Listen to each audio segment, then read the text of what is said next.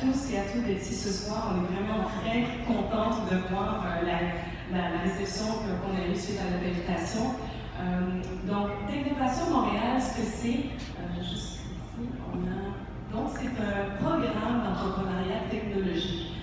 L'idée, c'est vraiment qui s'adresse à des jeunes filles, on parle des jeunes filles de 10 à 18 ans, et l'idée, c'est vraiment de développer leurs compétences en technologie et en entrepreneuriat. Donc, on parle beaucoup de codage, mais ce qui est vraiment important à comprendre par rapport au projet de Technovation Montréal, c'est vraiment un programme complet où les jeunes filles apprennent en l'espace de quelques mois toutes les étapes qui mènent à la création d'une start-up en développant une application mobile.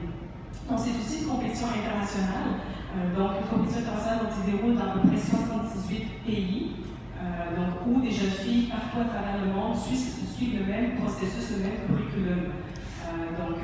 Et pourquoi est née Technovation? C'est que, comme vous le savez, on s'est rendu compte qu'il n'y a pas beaucoup de femmes qui se retrouvent dans les emplois qui touchent les technologies, l'informatique. Et donc, c'est un programme qui a été créé à Silicon Valley, en 2010, par un organisme à but non lucratif qui s'appelle Iridescent. Iridescent offre plusieurs programmes d'éducation en technologie et Technovation en fait partie. Et donc depuis son lancement en 2010, je suis sûre de dire les chiffres, parce que plus de 10 000 jeunes filles de 78 pays ont participé à ce programme. Donc vraiment, on parle d'une idée, donc les jeunes filles arrivent avec une idée d'application mobile, et vraiment, elles doivent faire tout le processus de validation, elles doivent passer à travers aussi tout ce qui est la validation au niveau du marché, donc le positionnement, elles doivent faire des études sur le plan du marketing, ensuite elles doivent développer un plan d'affaires, elles doivent faire un prototypage de leur application mobile, d'où vient l'aspect de la programmation, jusqu'à finalement faire un pitch, donc une vidéo de 4 minutes où elles présentent leur projet. Donc c'est vraiment un programme qui est complet et ça demande un engagement autant de la part des participants, mais aussi de la part des mentors qui accompagnent. Technovation Montréal, donc comme je disais, c'est la 3e édition. On a débuté en 2014-2015, avec 50 participants. L'année dernière, même chose, on avait 50 participants, 12 équipes. Et on est très, très, très fiers parce que pour la 2e édition, on a 2 équipes qui se sont rendues à la demi-finale. Donc, ce qu'il faut savoir, c'est qu'il y a des projets, des prototypes qui sont déposés de partout à travers le monde. Juste pour vous dire, l'année dernière, il y a 784 projets d'applications mobiles qui ont été déposés. Et dessus, il y a la compétition de la demi-finale, où là, c'est par région. Donc, on avait 2 équipes de Montréal qui se sont qualifiées en demi-finale pour la région d'Amérique du Nord. Et de ces 2 équipes, une équipe montréalaise s'est rendue en finale à San Francisco. On était la seule équipe canadienne à se retrouver parmi les 10 équipes finalistes dans le monde. Donc, juste pour vous dire à quel point l'international, il y avait une équipe de Kazakhstan, du Mexique, du Cameroun, évidemment des États-Unis, de l'Inde. J'en oublie peut-être, mais c'est pour vous dire que c'est vraiment un programme qui est à l'échelle mondiale. Et pourquoi nous, on s'intéresse à ce projet-là? En fait, je pense que l'idée à la base, c'est vraiment de dire comment on peut intéresser davantage les jeunes filles à la technologie, mais aussi à tout l'aspect d'entrepreneuriat. On sait qu'on n'enseigne pas beaucoup ça dans les écoles, et souvent les jeunes filles, elles ne s'intéressent pas, mais c'est pas parce qu'il y a un manque d'intérêt, mais c'est qu'elles ne savent pas que ça existe, ou elles ne savent pas nécessairement vers quelles ressources se tourner. Et la plupart des participants nous disent à la fin du programme, on ne savait pas qu'on pouvait faire ça. On ne savait pas qu'on était capable de développer une application mobile. On ne savait pas qu'on pouvait apprendre à programmer. Ça peut être super intéressant. Donc, elle touche différents aspects, pas juste la programmation, mais développer un plan d'affaires, même tout ce qui touche le marketing, elles apprennent à faire le design graphique de leur identité visuelle de leur application mobile. Donc, toutes les jeunes filles ressortent avec une expérience et quelque chose qui les intéresse. Et pour nous, c'est vraiment de susciter cet intérêt pour les nouvelles technologies, pour l'entrepreneuriat, qui éventuellement, peut-être, elles vont pouvoir faire carrière dans ce domaine-là.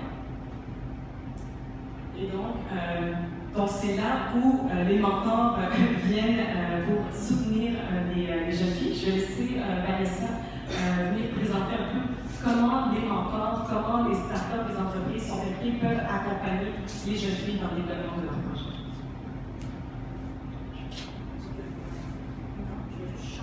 Peut-être le curriculum avant, puis après, je vais vous dire pourquoi on le fait de cette façon-là. Donc, pour vous parler de l'étendue du programme, essentiellement, on commence à partir du mois de novembre et les filles doivent soumettre leur business plan et application en avril 2017. Donc, c'est quand même un 6 mois où on passe à travers les différentes étapes de tout ce qui est identification du problème, validation du besoin. Donc, il faut voir s'il y a des utilisateurs qui seraient prêts à payer ou investir de leur temps justement pour utiliser leur application. On va monter le business plan et bien sûr leur apprendre à designer leur application, coder l'application également, juste à la livraison du plan d'affaires. Donc, comment on a structuré le programme pour cette année? C'est qu'on veut avoir au moins une fois par mois un workshop qui va durer, la première fois bien sûr c'est 2 jours, juste pour vraiment permettre, sous forme de Startup Weekend, permettre aux filles de passer à travers toutes ces étapes, mais en accéléré, pour au moins valider leur projet à la fin du week-end.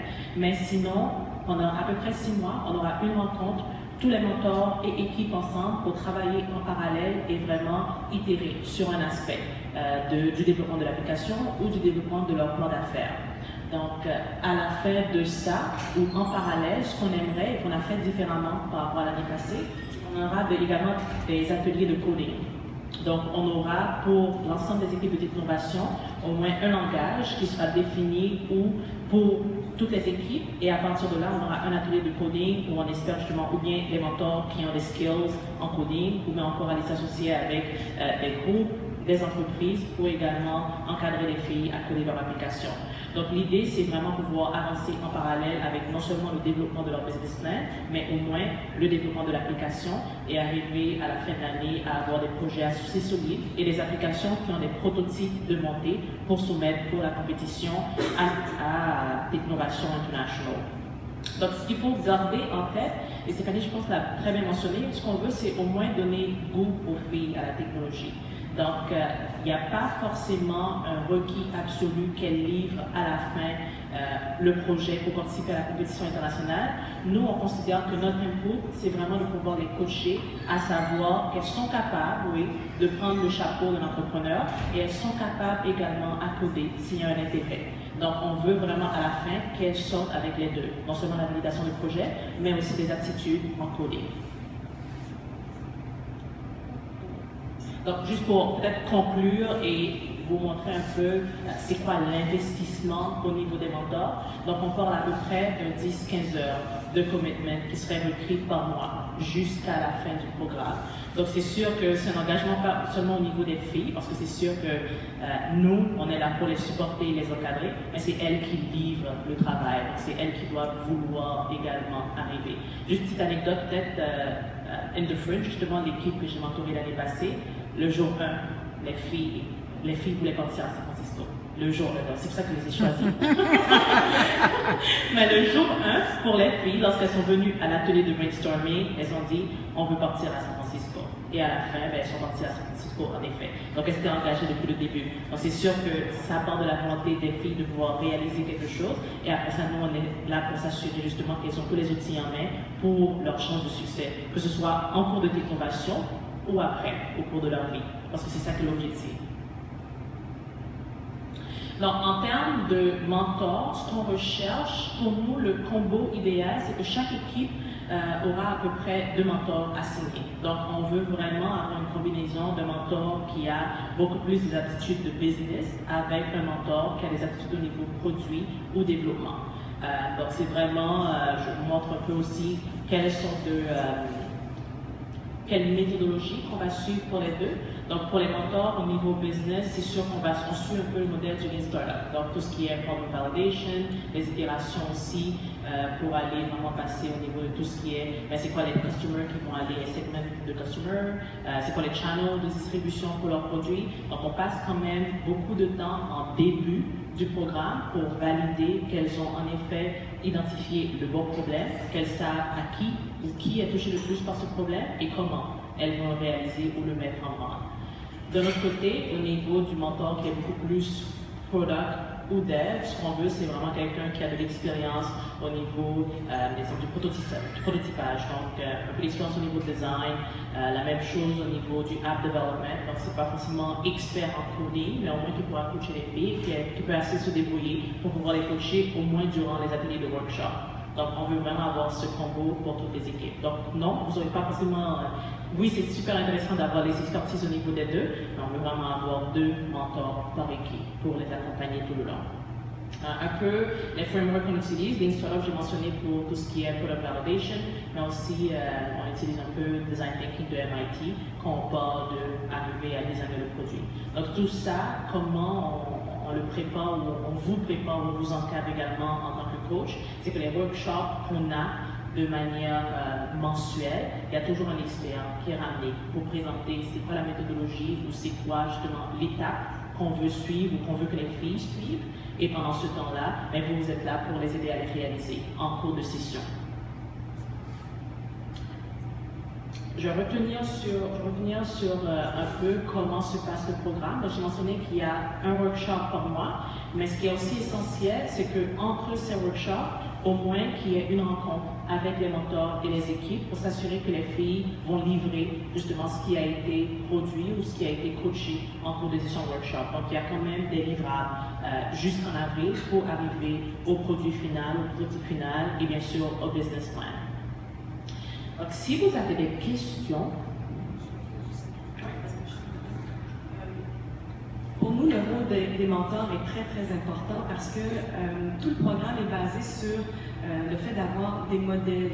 Pour les jeunes filles, c'est qu'elles puissent juste entrevoir la possibilité d'une carrière dans ce milieu-là, donc de pouvoir être accompagnées par des femmes et des hommes, merci beaucoup d'être là, aussi, d'être accompagnées par des professionnels qui font ce travail-là, donc elles puissent aussi rencontrer les professionnels dans leur milieu de travail. C'est quelque chose qu'on a fait l'an dernier, donc chaque entreprise ou chaque professionnel qui a accompagné une équipe les rencontrait sur leur milieu de travail une fois. Donc c'était à toutes les semaines, là ça va être une fois par mois, et on voit pour les jeunes filles, donc ça leur permet de voir un petit peu ce que ça peut représenter de travailler, faire carrière dans le domaine des nouvelles technologies. Et aussi, ce qu'on a pu observer à la fin de ce programme-là, c'est l'estime de soi que les filles développent.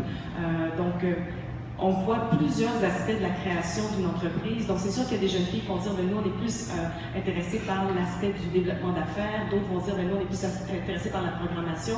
Mais il ne faut pas oublier qu'elles travaillent en équipe, donc elles développent un projet en équipe. C'est la même chose que quand on travaille dans nos milieux de travail ou en entreprise ou quand on démarre. Donc, elles développent vraiment toutes ces compétences et à la fin, nous, on a pu constater l'évolution de ces jeunes filles-là, de partir, juste de faire un pitch. Donc, juste pour vous donner une idée, tous nos workshops, nos ateliers, on commence par un elevator pitch, donc d'apprendre comment à lancer son idée en 60 secondes, en 90 secondes. Et donc, on voit l'évolution à chaque fois qu'on avance dans le programme, comment elles prennent de l'assurance. Donc, le rôle que jouent les mentors est très important dans cette estime de soi qu'elles vont développer parce que, comme Vanessa l'a dit, c'est quand même une longue période, on parle de 6 mois. Donc, c'est un engagement pour les jeunes filles aussi et vous allez voir, elles sont très, très, très sollicitées, elles ont beaucoup d'activités. Donc, c'est quand même assez incroyable de voir que malgré tout ce qu'elles ont, elles arrivent quand même à s'impliquer dans ce projet-là. Donc, on mentionne aussi aux parents, donc c'est important que les parents aussi soient là pour soutenir le projet. Donc, le mentor est là pour donner vraiment les encourager, faire la motivation et aussi les aider quand elles ont des blocages, quand elles sont un peu découragées. Donc, les mentors jouent ce rôle-là. Donc, je voulais juste préciser l'engagement qu'on demande des mentors. Oui, il peut sembler quand même assez important, mais on a vu, nous, on a tout de suite constaté la relation qui se développe entre les mentors et les participants aussi. C'est vraiment une relation qui est très précieuse. Et donc, pour nous, c'est important que dès le départ, on sente que vous êtes prêts à vous impliquer dans cette aventure.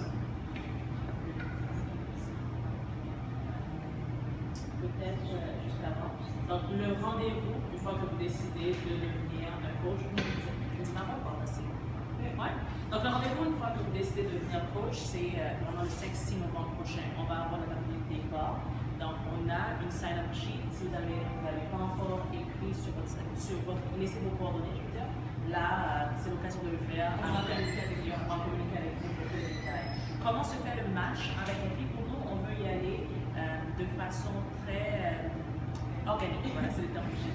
De façon très organique. L'idée, c'est vraiment d'avoir un fit au niveau de personnalité et caractère. Donc, les filles vont être là le 5-6 novembre. Elles vont présenter un peu les idées qu'elles pensent ou les produits qu'elles pensent vouloir développer. Et là, vous allez un peu tourner va voir un peu les filles ou les